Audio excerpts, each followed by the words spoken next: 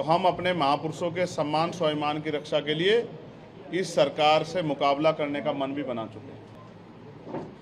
नौजवानों के सपनों की हत्या होती है। कब तक गलती के नाम पे हम नौजवानों को भेंट चढ़ाते रहेंगे? बहुजन समाज का संकल्प है, आजाद समाज पार्टी ही विकल्प। बिजली कटौती की मार और ये 10% अतिरिक्त भार लोगों की जेब काटने का बड़ा अच्छा इंतजाम किया है। इसके लिए मुख्यमंत्री जी का धन्यवाद। मैं चाह रहा था इस बात को बाद में कहूं कि जिस तरह की स्थिति बन गई है यहाँ पर और जो आवश्यक सुविधाएं हैं वो नहीं है प्रेस क्लब में, इस वजह से मुझे बताया गया था कि भाई प्रेस के साथी वहाँ कम जाते हैं। बड़े बड़े होटल्स में जब पीसी होती है तो ही जाते हैं। तो मैंने उनसे कहा कि भाई जैसा भी है तो उसी प्रेस क्लब में करें, क्योंकि इसी व्यवस्था को तो सुधारना है। सरकारी व्यवस्था को सुधारेंगे तभी अच्छा रहेगा। तो मैं सबसे पहले तो आपको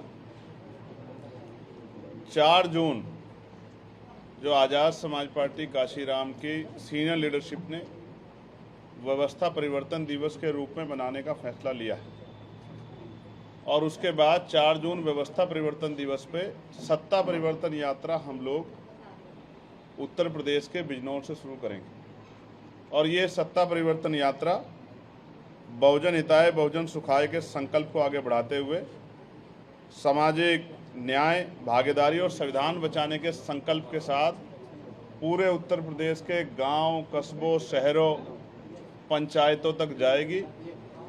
हम और हमारे एक एक कार्यकर्ता पूरे प्रदेश में पहुंचकर जिन मुद्दों पे मैं आगे आपसे बात रखूँगा उन मुद्दों को लोगों तक पहुंचाने का काम करेगा और पार्टी उन्हीं मुद्दों पर चुनाव लड़ेगी। मैं पार्टी के नारे के साथ आगे बढ़ता हूं कि बहुजन समाज का संकल्प है, आज़ाद समाज पार्टी ही विकल्प। आप और मैं जानते हैं कि पूरे उत्तर प्रदेश में किस तरह के हालात हैं। वर्तमान सरकार को 9वां साल लग रहा है। 9 साल लगभग उनके जो हैं वो भी ये समझिए कि उसके भी 3 महीने ज़्यादा का समय बीत गया है। और क्या हालात है, मैं आपको अभी की खुशखबरी देता हूं जो सरकार ने आपको दी है, उत्तर प्रदेश की महान जनता को। 10% की बिजली के बिल में बढ़ोतरी की है। अभी आते आते मैंने देखा। आप सबको बधाई। उत्तर प्रदेश सरकार ने आपको तोहफा दिया है पूरे प्रदेश की जनता को 10% बिजली के रेट में बढ़ोतरी का, और वो भी तब जब बिजली कटौती चरम पर है और लोग रात भर जाके किसी तरह से समय पास कर रहे हैं। ऐसे समय में बिजली कटौती की मार और ये 10% अतिरिक्त भार लोगों की जेब काटने का बड़ा अच्छा इंतजाम किया है। इसके लिए मुख्यमंत्री जी का धन्यवाद। 4 जून, क्योंकि 4 जून इसलिए महत्वपूर्ण है, पिछले लोकसभा का जब रिजल्ट आया 2024 का, तो 4 जून को ही आज़ाद समाज पार्टी काशीराम का पहला संसदीय सदस्य नगीना से जीता। पार्टी ने यह फैसला लिया है कि इस दिन को हम लोग उत्सव की तरह मनाएंगे और पूरे प्रदेश और देश में जहाँ हमारे, दुनिया में भी जहाँ हमारे आंदोलन जुड़े हुए लोग रहते हैं, वो सब लोग इसको उत्सव के रूप में स्वीकार करेंगे और अपने परिवार के साथ खूब मिठाई और तमाम तरह के जो है संकल्पों के जो आगे बढ़ने के लिए ज़रूरी है, उन संकल्पों के साथ इस कारवा को आगे बढ़ाने के लिए 2027 की तैयारियों में कमर कसेंगे। पार्टी का ये मानना है कि ये केवल एक राजनीतिक यात्रा नहीं है। जो सत्ता परिवर्तन यात्रा हम लोग शुरू कर रहे हैं वो संविधान बचाने के लिए, सामाजिक न्याय स्थापित करने के लिए, बहुजन समाज की भागीदारी सुनिश्चित करने के लिए, दलित, पिछड़े, आदिवासी, मुसलमान, सिख, ईसाई, बौद्ध, किसान, मजदूर, युवा, महिला एवं वंचित वर्गों को एकजुट करने के उद्देश्य से ये यात्रा हम लोग शुरू कर रहे हैं। और जैसा मैंने आपको बताया, बहुजन समाज का संकल्प है, आज़ाद समाज पार्टी विकल्प है। सत्ता परिवर्तन अब की बार, बहुजन समाज होगा हुक्मरान। इस संदेश के साथ ये यात्रा आगे बढ़ेगी जो तमाम पहलुओं को छुएगी, चाहे वो बेरोजगारी हो, चाहे वो भेदभाव हो, चाहे उपेक्षा हो, चाहे राजनीतिक हिस्सेदारी हो, सारे पहलुओं को ये यात्रा छुएगी। शुरुआत नगीना बिजनौर से, और प्रमुख मांगों में जो महत्वपूर्ण कुछ मांगे हम लोगों ने तय की है या जो हमने संकल्प किए जिनको मैं आगे बढ़ाना, सारे तो नहीं पढ़ सकता, लेकिन एक पीड़ादायक जो आज का कष्ट है उसको यहाँ उससे शुरुआत करूँगा। आप जानते हैं अंबेडकर महासभा विधानसभा के सामने 91 में बाबा साहब डॉक्टर भीमराव अंबेडकर जो संविधान निर्माता हैं, महिलाओं के मुक्तिदाता हैं, भारत रत्न से सम्मानित हैं, उनकी अस्थि कलश स्थापित किए गए थे डॉक्टर सविता अंबेडकर जी द्वारा। एक बार पहले भी प्रयास हुआ था, 20 में दोबारा प्रयास किया जा रहा है कि उस स्थान को बदलने की कोशिश की जा रही है। मैं बहुत जिम्मेदारी से ये कह रहा हूँ, उत्तर प्रदेश का एक नागरिक होने के नाते भी, क्या सरकार को सबकी भावनाओं का सम्मान नहीं करना चाहिए? पहले उस स्थल का महत्व क्या है? पहला ये कि बाबा साहब डॉक्टर भीमराव अंबेडकर जी की अस्थि कलश वहाँ है। एक बात, उस अस्थि कलश में बाबा साहब की अस्थियां रखी हुई हैं, बहुत महत्वपूर्ण है। उसके बाद भारत के पूर्व न्यायाधीश, हमारे सर्वोच्च न्यायालय के मुख्य न्यायाधीश, भारत के पूर्व प्रधानमंत्री, पूर्व राष्ट्रपति, पूर्व राज्यपाल, वर्तमान के प्रधानमंत्री, सब ने वहाँ जाकर उस ऐतिहासिक स्थल पर श्रद्धांजलि अर्पित की है। और उससे भी महत्वपूर्ण, जब मैं वहाँ गया अभी और मुझे जानकारी मिली कि वीपी सिंह जी ने तत्कालीन मुख्यमंत्री जी के साथ उसी स्थान पे खड़े होके वही मंच लगा था, 27% आरक्षण की घोषणा वहीं से की थी।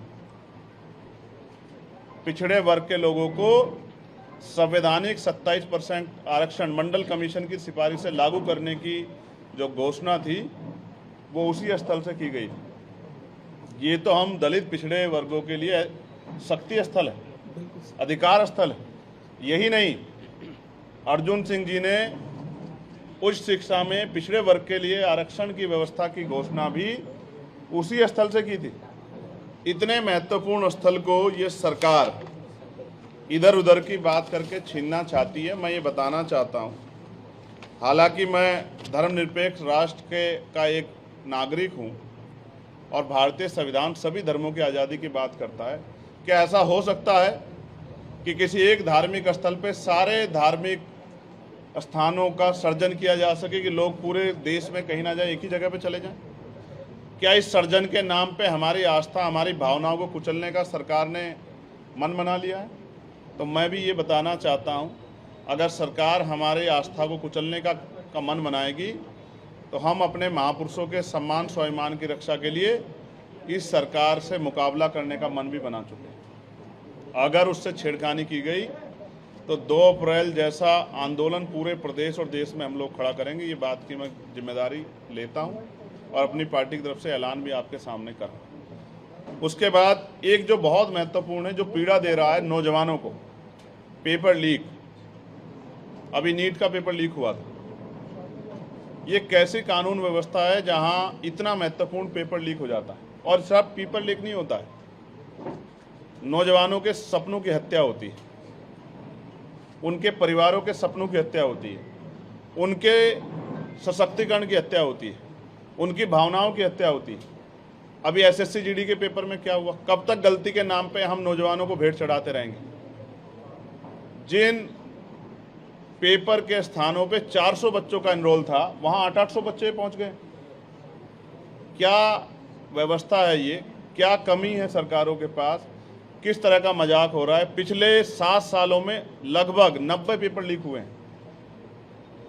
सिर्फ पेपर नहीं लीक हो रहे, आरक्षण घोटाले हो रहे हैं। 69 शिक्षक भर्ती हुई या और कोई भर्ती, पुलिस की भर्ती हो, किस तरह के घोटाले हो रहे हैं, सब आपके सामने है। तो हमारी ये मांग है, हम इसको जनता के बीच में भी लेके जाएंगे कि हत्या जैसी सजा जो है का प्रावधान पेपर लीक पे होना चाहिए, उनकी संपत्ति जब्त होनी चाहिए, और चाहे उसमें नेता इन्वॉल्व हो, अधिकारी इन्वॉल्व हो, सबको संगठित अपराध के रूप में लेके उन पे इतनी सख्त कार्रवाई करनी चाहिए कि नौजवानों के भविष्य के साथ खिलवाड़ ना हो।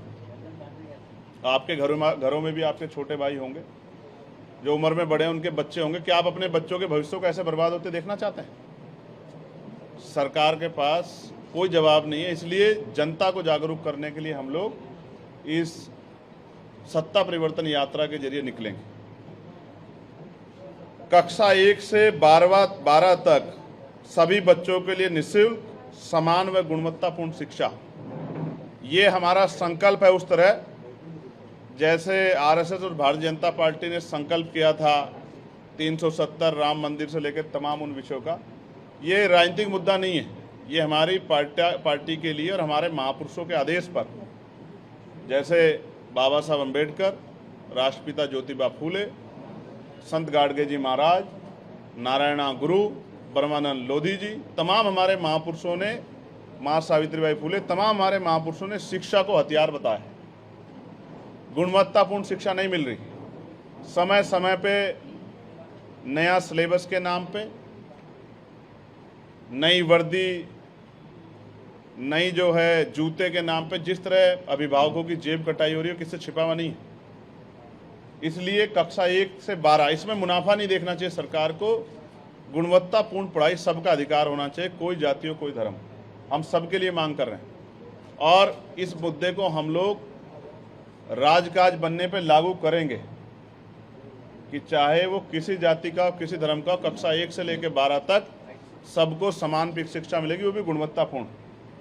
दूसरा, प्रत्येक प्रदेश के सभी परिवारों को मुफ्त, सुलभ एवं बेहतर स्वास्थ्य सेवा की गारंटी भी हम लोग देंगे। आज क्या स्थिति है, मैं अस्पताल के निरीक्षण पे गया था बिजनौर मेडिकल कॉलेज, स्टाफ नहीं है, 146 नर्सों की जरूरत है। एक बच्चे की जान गई क्योंकि तेल नहीं था उनके जनरेटर में, डायलिसिस नहीं हो पाया समय पे, दवाइयाँ नहीं है, डॉक्टर का स्टाफ कम है।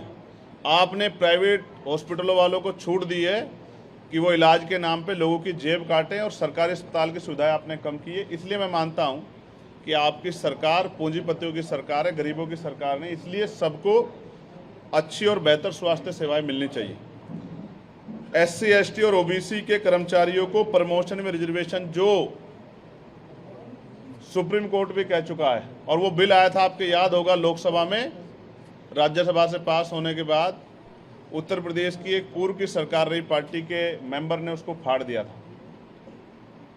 लेकिन दोबारा कभी ऐसा नहीं लगा कि वो बिल आना चाहिए। हम लोग गांव-गांव जाके बताएंगे कि प्रमोशन में रिजर्वेशन अधिकार है 16(4)A में SC, ST, OBC का, वो उनको मिलना चाहिए, और सरकार देने का काम नहीं कर रही। पिछली सरकार पे आरोप लगाती थी ये सरकार, जब 14 से पहले ये नहीं थे, लेकिन इन्होंने लागू आज तक नहीं किया। नए बिल लेके आए, बिल पेंडिंग है अभी भी, इसका मतलब ये भी नहीं देना चाहते। उत्तर प्रदेश की अति पिछड़ी जातियों को जैसे केंद्र ने 10% EWS दिया है, हम लोग 15% आरक्षण की व्यवस्था जो है अतिरिक्त 27% से ज़्यादा हम लोग करेंगे, जैसे EWS दिया गया है। अति पिछड़ी जातियों को 27% से अतिरिक्त बढ़ा के 15%, बैठता तो उनका 52% है, लेकिन हम लोग 42% अभी देने का काम करेंगे, क्योंकि 1931 की जनगणना के अनुसार उनकी आबादी 52% से ज़्यादा थी, अब तो और बढ़ गई। पिछड़े वर्ग को लोकसभा और विधानसभा में भी राजनीतिक आरक्षण का लाभ मिलना चाहिए, जैसे SC, ST के लोगों को मिला है। इसलिए तो उनके सशक्तिकरण की बात चल रही। जैसे महिलाओं को आपने दिया है, मैं तो अकेला ऐसा सांसद था जिसने डिमांड की कि 50% देना चाहिए। आधी आबादी को 33% क्यों, झगड़ा क्यों करा रहे हो, संख्या के आधार पर दो, उनको आधी आबादी है तो 50% दो। लेकिन सरकार के लोगों ने झूठ बोला है कि ये महिला आरक्षण बिल का विरोध किया विपक्ष ने। सच ये है कि हम प्रीसिमन बिल का विरोध कर रहे हैं। महिला आरक्षण बिल तो पास हो चुका है 33% 2023 में। मैं तो मांग कर रहा था कि 50% देना चाहिए, उनमें अति पिछड़ी जातियों को, पिछड़ी जातियों को, शेड्यूल कास्ट, शेड्यूल ट्राइब को, अन्य धार्मिक अल्पसंख्यक में मुसलमान को, जैन को, सिख को, सबको, महिलाओं को देना चाहिए। लेकिन सरकार के लोगों ने झूठ बोला। युवा बेरोजगारी और पेपर लीक का संकट मैं स्पष्ट फिर कर रहा हूं, पढ़ा लिखा नौजवान बेरोजगार घूम रहा, सुसाइड तक कर रहा है। वो कैसे कैसे अपने माता पिता से कर्ज, उनके माता पिता लेके, जमीन बेच के, घर गिरवी रख के उनको पढ़ाते हैं, लेकिन नौकरी कहाँ है, रोजगार कहाँ है? ना के बराबर नौकरी रोजगार है, और जितना सरकारी सिस्टम था उसको प्राइवेट कर दिया सरकारों ने। इसलिए मैं मानता हूं कि बेरोजगार युवाओं को सुना जाना चाहिए, वरना तो जैसे 6-7 दिन में 20 मिलियन फॉलोवर वाली पार्टी बन जाती है। जिस दिन ये नौजवान सड़कों पे आ गया तो सरकार पे संभलेगा नहीं। बताना चाहता हूँ एक नौजवान होने के नाते, और अभी तो क्योंकि मुझे रोजगार मिल गया है, 5 साल के रोजगार पे मैं हूँ, लेकिन मैं फिर भी ये मानता हूँ कि नौजवानों को रोज़गार मिलना ही चाहिए, क्योंकि पढ़ाई लिखाई करा के उनके माँ बाप ने अपना सब कुछ दांव पे लगा दिया। उनकी बहनों के, बच्चों के, भाइयों के, माता पिता के सपने उनसे जुड़े हुए हैं।